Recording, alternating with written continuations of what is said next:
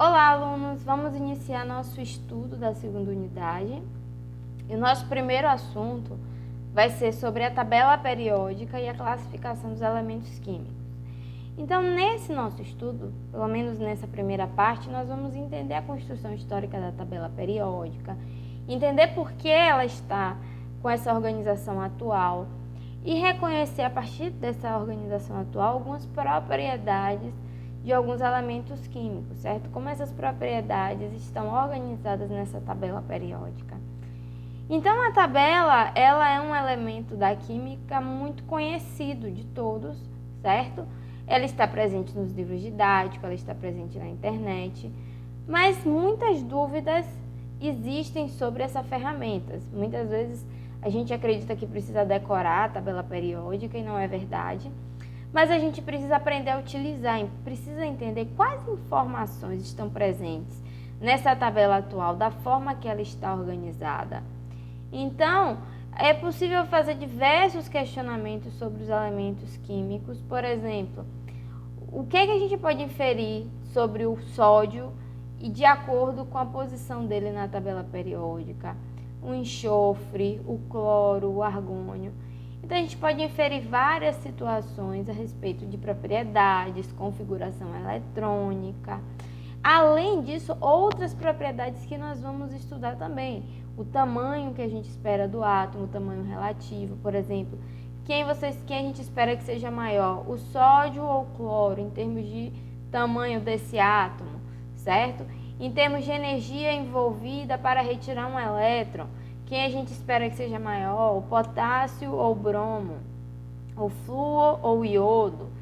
Então, várias propriedades, vários conhecimentos, várias informações estão presentes da forma que a tabela periódica está organizada e das informações também que ela nos traz, certo? Então, essa tabela ela está presente tanto no nosso dia a dia, a partir do momento que ela está presente nos livros, na internet, e ela é muito importante principalmente para a ciência química. Então, chegou um determinado momento da história que já se conhecia alguns elementos químicos, já se conheciam propriedades em termos de pesos, em termos de propriedades químicas de reatividade, mas não se sabia como relacionar essas propriedades. Precisava organizar esses elementos químicos para entender como é que essas estruturas, né? Como é que as substâncias e os elementos que formam essas substâncias, como é que eles funcionam? Então, havia essa necessidade de estabelecer uma organização. Hoje em dia, já conhecemos mais de 118 elementos químicos, né? Acima de 110. E esses elementos estão organizados na tabela. E diversas informações são possíveis de retirar dessa forma de organização. Então, antes de entender como essa tabela está organizada hoje, né, e no começo das primeiras formas de se tentar organizar, se sabiam, por exemplo, alguns aspectos de substâncias, pelo menos na sua forma elementar, que alguns elementos químicos formavam e algumas propriedades específicas que esses elementos tinham de característica. Como é que organiza, certo? Por exemplo, o neônio e o hélio. Observe que eles têm propriedades muito parecidas, certo? E aí, como é que eu posso organizar esses elementos? Será que eles podem estar na mesma região da tabela periódica, ocupando o mesmo espaço, já que eles têm propriedades parecidas? O lítio e o sódio também têm propriedades parecidas, o berílio e o magnésio. Hoje a gente sabe, por exemplo, que o hélio e o neônio, eles estão na família dos gases nobres. E isso explica porque eles têm propriedades parecidas, certo? O berílio e o magnésio, por exemplo, fazem parte da família dos metais alcalinos terrosos. O sódio e o lítio dos metais alcalinos. Mas essa informação que nós temos hoje levou séculos e séculos para ser construída. Então, nós sabemos alguns aspectos de reatividade, por exemplo, os metais alcalinos reagem violentamente com oxigênio. Então, aqui, por exemplo, nesse vídeo, podemos observar que ao adicionar esse metal alcalino no oxigênio líquido, ele reage violentamente. O oxigênio na temperatura ambiente, ele é um gás, mas em baixas temperaturas e elevadas pressões ele pode estar na forma líquida. Então sabemos vários aspectos a respeito tanto dos elementos químicos quanto das substâncias que eles fazem parte, certo? E aí, o que acontece? Os primeiros elementos químicos, eles foram conhecidos desde a antiguidade. Mas os relatos que a ciência traz acabam sendo mais eurocêntricos, né? Centrando o conhecimento como partindo principalmente do continente europeu. Então, dos primeiros elementos que foram descobertos foi o arsênio, partindo desse grande alquimista que é Albertus Magnus, lá dos anos 1250, certo? Onde a alquimia estava crescendo bastante e muitos conhecimentos científicos se originaram dos conhecimentos dessa alquimia, assim também como a filosofia. E o primeiro elemento que foi descoberto a partir de uma reação química foi o elemento fósforo por Rembrandt. E a partir daí outros elementos foram sendo descobertos e suas propriedades sendo organizadas. E aí, lá no meio do século XVIII, já se sabia pelo menos a existência de pelo menos uns 60 elementos químicos. E alguns aspectos, como suas propriedades, como seus pesos atômicos, certo? Já se sabiam alguns aspectos importantes e havia necessidade de se organizar. E aí, um dos primeiros cientistas a tentar criar uma organização foi o Dobereiner.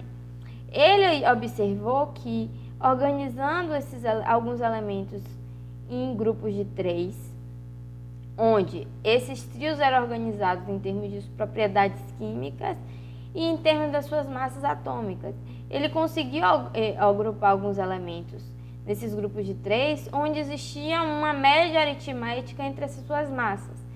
E essa forma de organização ficou conhecida como tríade de Dobereiner. Bom, ele ganhou alguns reconhecimentos dos cientistas por essa relação, mas ainda assim alguns elementos não se encaixavam bem nessa forma dele querer organizar a tabela, certo? Dos elementos químicos. Mas ele fez já uma importante inferência de relacionar o peso atômico como um ponto de partida para organizar esses elementos químicos, assim também como suas propriedades químicas. Então, a partir das inferências de Dobereiner, muitos outros cientistas começaram também a tentar criar as suas versões de tabela. Por exemplo, Charcot-Teulon, né, alguns anos depois de Dobereiner, tentou também utilizar a ordem de pesos atômicos. Então ele tentou estabelecer uma ordem crescente de pesos atômicos dos elementos conhecidos e tentando organizar como se fosse uma espiral. E aí ele não utilizou muito a questão das propriedades, mas essa ordem crescente dos pesos. Nessa organização dele ficou conhecida como parafuso telúrico.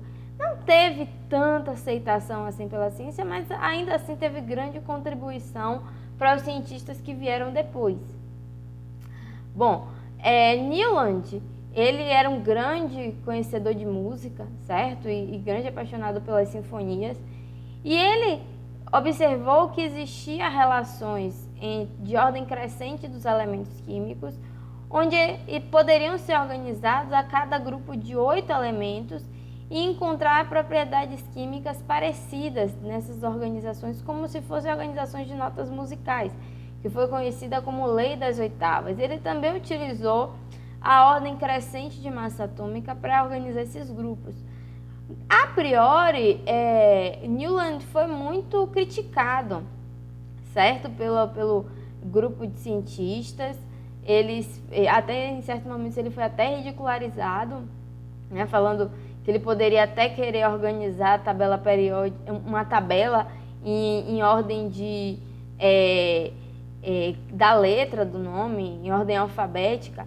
Mas depois de outros conhecimentos que foram sendo elaborados, viu-se que tinha assim muito de aproveitável, muito de enriquecedor nessa tentativa de Newland de organizar esses elementos químicos, que ele tentou organizar em grupos de 8, e depois de um tempo ele até ganhou uma medalha muito importante na ciência. Mas o cientista que acabou levando grande mérito para a organização da tabela periódica, né, que ficou conhecida como lei periódica, foi Mendeleev. Partindo dos conhecimentos dos outros cientistas que já tinham dado grandes contribuições, ele também utilizou a massa atômica para organizar esses elementos e as suas propriedades químicas. Mas o que Mendeleev trouxe de diferencial foi a proposição de elementos químicos que ainda haveriam de ser descobertos, certo? Como o germânio, e ele acertou propriedades químicas muito importantes, então ele previu propriedades como densidade, massa atômica, e depois que esses elementos foram descobertos, esses dados que foram descobertos a posteriori, eles eram muito próximos do que Mendeleev calculou, e além disso ele utilizou experimentos, certo? Para realizar as suas organizações. Ele não simplesmente tentou organizar as informações que outros cientistas já haviam descoberto, mas ele realizou seus próprios experimentos para tentar fazer suas próprias conclusões. Então isso foi um grande diferencial para o trabalho dele e a sua publicação ser mais aceita que os demais. Outro cientista fez a mesma descoberta de Mendeleev na mesma época, só que a dele acabou tendo mais visibilidade. Então a tabela atual, ela é conhecida como a tabela de Mendeleev, mas hoje em dia ela é organizada de um pouco diferente. Mas as contribuições dele foram tão relevantes que até hoje ele é conhecido como o pai da tabela periódica. E uma grande contribuição para a organização atual da tabela periódica veio com Moseley e seu trabalho de cristalografia utilizando difração de raio-x. Ele descobriu que os elementos químicos, o que caracterizava os elementos químicos, né, como suas particularidades, não era necessariamente seu peso atômico, mas uma propriedade chamada número atômico. E esse número atômico depois foi descoberto que seria o número de prótons no núcleo. Então, essa organização hoje em dia, em termos de ordem crescente de número atômico, se deve a esse cientista. E hoje, né, nós vemos que essa relação ela é muito mais correta do que a organização em ordem crescente de seus pesos atômicos. E de onde surgiram os elementos químicos? Sempre existiram? Bom, os primeiros elementos químicos, eles surgem com o surgimento do universo. Então, o Big Bang é conhecido também como a nucleogênese. Os primeiros elementos químicos, eles surgiram após o Big Bang. Logo depois do Big Bang, surgiram as primeiras partículas, como os quarks, os prótons, os nêutrons. E à medida que a temperatura, né, foi diminuindo e esses elementos e essas partículas foram se agrupando, foram surgindo os elementos menores, como hidrogênio e hélio.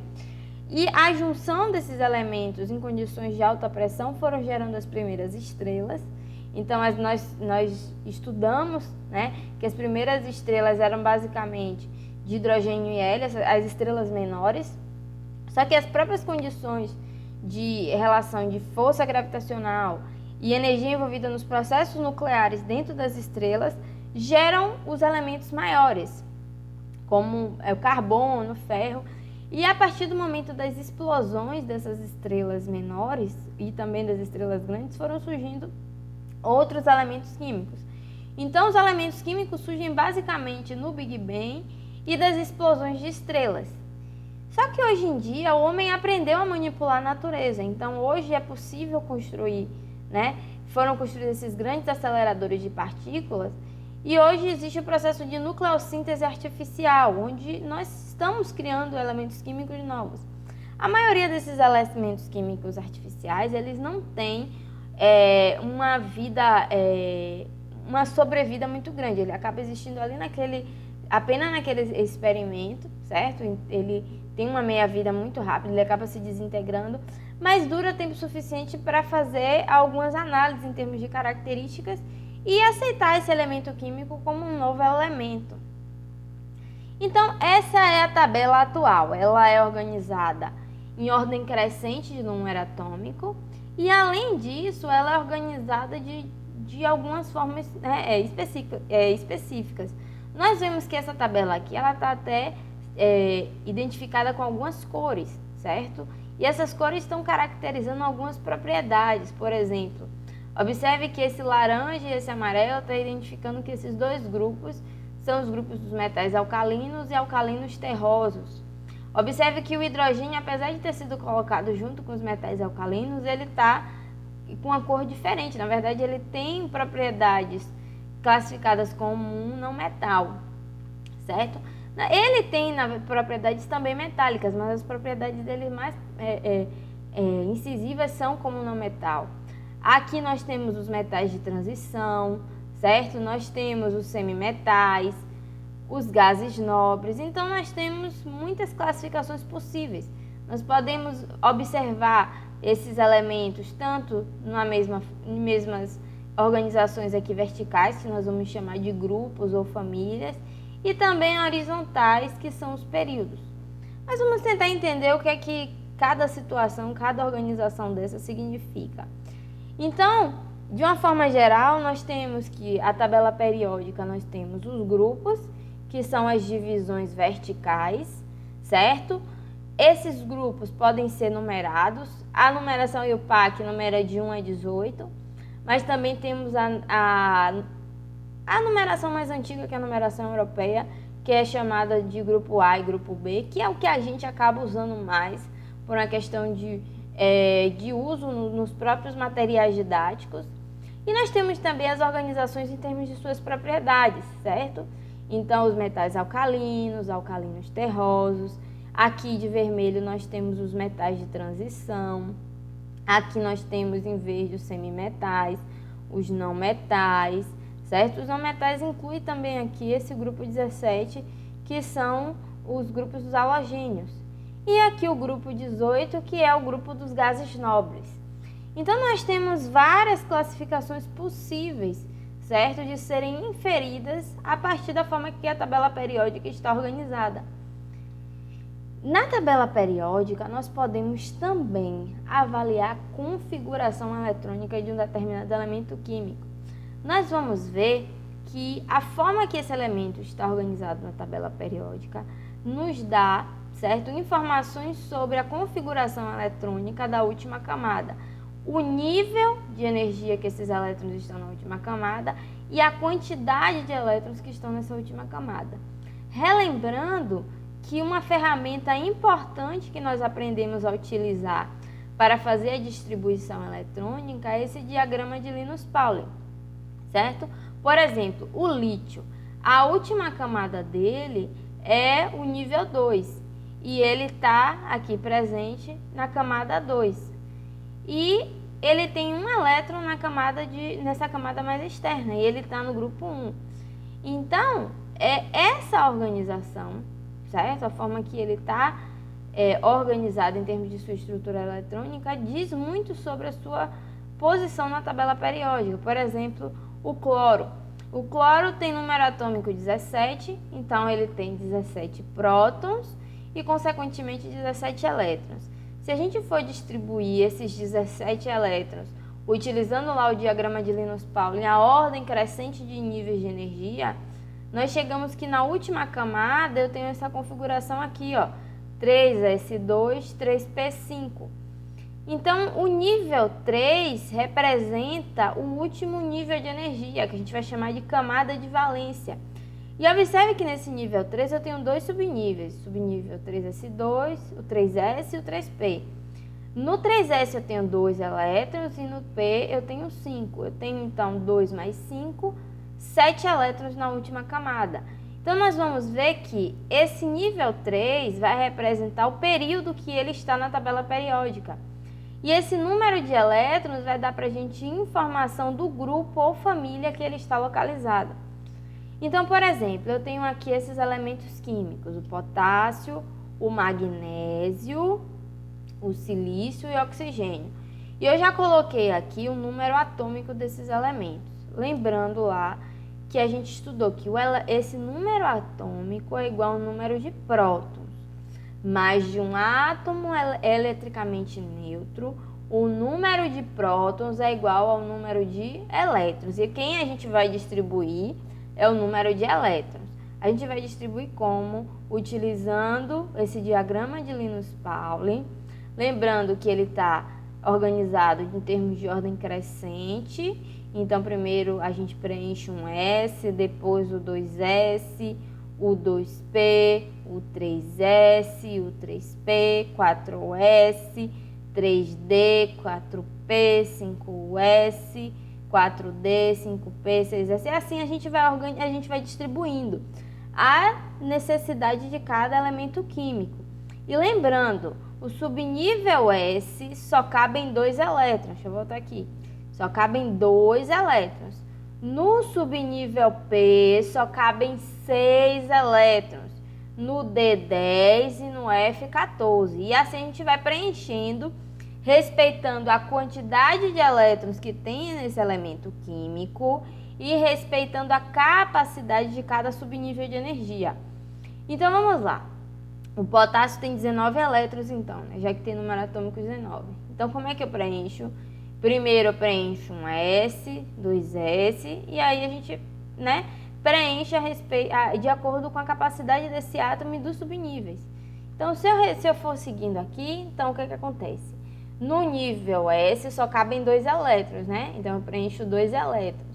19 menos 2, então ainda tem 17 para ser preenchido. O próximo nível é o 2S. Então nesse 2S eu vou colocar 2 elétrons, porque quando é S, gente, só cabem 2 elétrons. Então já preenchi 4, certo? 4 menos os 19, ainda faltam 15 a ser preenchidos. Eu vou agora, o próximo nível de energia é o 2P, certo? P cabem no limite de 6 elétrons. Eu tenho 15 elétrons para ser distribuídos. Mas quando eu subir nível P, só cabem 6, então eu só posso distribuir 6, certo? Então, contando aqui até o 2P, já teriam distribuído 10 elétrons. Faltam 9 elétrons, ok? O próximo nível de energia depois do 2P é o 3S. Só que quando é do tipo S, só cabem 2. Então, pronto, já foram 12 elétrons. O próximo nível, 3P. Quando é do tipo P, só cabem 6. Pronto, já distribuí aqui 18 elétrons. O último nível acabou sendo 4S, só que eu já tinha distribuído 18. Só falta agora 1. Então, eu não vou colocar 2 aqui, porque eu só tenho 1 elétron para ser distribuído. Então, pronto, restou aqui 1 elétron. Essa é a configuração eletrônica do potássio. Eu coloquei colorido aqui o último nível para a gente inferir, certo? O que é que essas informações trazem para a gente da tabela periódica. O último nível aqui é o 4. Lembrando que o 4 dá informação para a gente, então, que ele está no 4º período da tabela periódica. E o 1 vai dar para a gente informação a família. Ele está no grupo 1 ou família 1A. Então, vamos agora para o próximo elemento químico, magnésio. Eu tenho aqui número atômico 12, então eu tenho 12 elétrons. Vamos distribuir. Vamos lá. Subnível 1, eu só posso, quando é do tipo S, distribuir 2 elétrons. Pronto, já foram 2 elétrons dos 12, faltam 10. Próximo nível 2S, só cabem 2. Depois eu vou para o 2P, só cabem 6, já foram 10. Eu tinha 12, então já foram 10, só faltam 2. Então no 3S, ele cabe em 2 e eu tenho 2 elétrons para distribuir. Agora foram os 12. Então esse foi o último nível de energia. Eu sei que o nível me diz o período e a quantidade de elétrons me diz a família. Então, ele está no 3º período, na família 2A ou grupo 2. Olha lá o silício, 14 elétrons. Primeiro eu distribuo no 1S, 2 elétrons, 2S, 2 elétrons, 2P, 6 elétrons. Aqui já foram 10 elétrons. Faltam 4. Quem é o próximo nível a ser preenchido depois do 2P? Olha aqui. 3S. Quando é do tipo S, tem 4 elétrons, mas eu posso colocar os 4 aqui no 3S? Não. Só cabem 2. Então, eu preencho 2 e vou para o próximo nível, que é o 3P. Cabem 6, mas eu tenho 6 elétrons? Não, eu só tenho mais 2 para distribuir. Então, eu só coloco os restantes. Pronto, eu tenho aqui a configuração do silício. Observe que o último nível é o nível 3, e esse nível 3 tem 2 subníveis, o 3S e o 3P. Nesses 2 subníveis eu tenho 2 mais 2, 4 elétrons. Então, eu tenho a camada de valência é o nível 3, então ele está no terceiro período, e tem 4 elétrons nessa última camada, ou camada de valência. Então, o silício está no terceiro período, na quarta família lá, o grupo 14, que representa a família 4A. E por último, o oxigênio. Observe, eu tenho um S2, 2S2, 2P4. Então, eu distribuí os 8 elétrons. O último nível é o nível 2 e tem aqui 4 mais 2, 6 elétrons. Então, eu tenho família 6A e está no segundo período. Então, observe que a configuração eletrônica deu informações importantes para a gente sobre a localização desses elementos na tabela periódica, ok? Então, nós vamos ter essas seguintes organizações. Em termos de período, ele vai inferir para a gente as camadas eletrônicas que estão lá na configuração, certo? Da última camada, que é a camada de valência. Então, a depender do período, nós podemos saber a última camada que os elétrons desse átomo estão preenchidos, certo? E essas camadas nós podemos discriminar além de números por letras, que nós vimos lá quando estudamos o modelo atômico de Bohr. Então, a camada K, então nível 1, L nível 2, M nível 3, N nível 4, O nível 5, P nível 6, Q nível 7, e cada camada tem um limite de elétrons que cabem, certo? Então, por exemplo, se esse átomo ele tem 4 camadas, certo? Na sua distribuição eletrônica, nós sabemos que ele está lá no quarto período. Se ele só tem 2 camadas, ele está lá no segundo período da tabela periódica. Já os grupos ou família, nós vimos que estão relacionados com a quantidade de elétrons nessas últimas camadas, ok? Então, a organização mais antiga chama esses grupos de família, e tem a família do grupo A e família do grupo B. 1A até 8A e os grupo B, que é um B até 8B. E tem também a descrição atual, que na verdade utiliza só como grupo 1 ao 18. A gente utiliza as duas estão corretas. Os livros didáticos utilizam muito a mais antiga, certo? Mas as duas utilizações estão corretas. Então, nós podemos observar essa tabela de diferentes formas. Por exemplo, em relação às famílias do grupo A e do grupo B. O grupo A estão os elementos que a gente chama de representativos, certo? Então, eles estão aqui, ó, essas regiões externas da tabela são os elementos representativos ou os elementos da família A.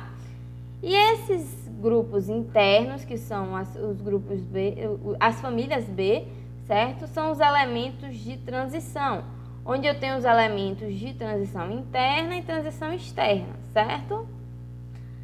Quanto à classificação em termos das propriedades, eu posso classificar os elementos como metais, não metais, semimetais, gases nobres, e o hidrogênio, que por ser um elemento que só tem um próton e um elétron, ele tem propriedades únicas, então ele acaba não se encaixando muito bem nas outras famílias, mas ele tem propriedades intermediárias entre metais e não metais. Então, os metais, né, eu tenho os metais de transição e os metais alcalinos, terrosos, que são os metais que fazem parte dos elementos representativos. Eles têm algumas características específicas, são bons condutores de calor, de eletricidade, eles possuem um brilho metálico, e a maioria, não disse que todos, a gente sabe que, né, tem o mercúrio lá, que ele está na forma líquida, na temperatura ambiente, a depender da temperatura, certo? Mas a maioria dos metais, eles têm alto ponto de fusão e ebulição, e eles estão sólidos na temperatura ambiente.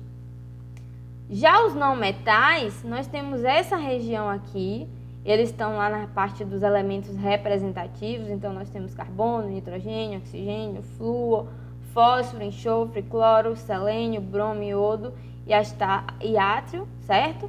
E nós temos aqui esses elementos químicos, eles estão em diferentes estados físicos, sólidos, líquidos, gasosos.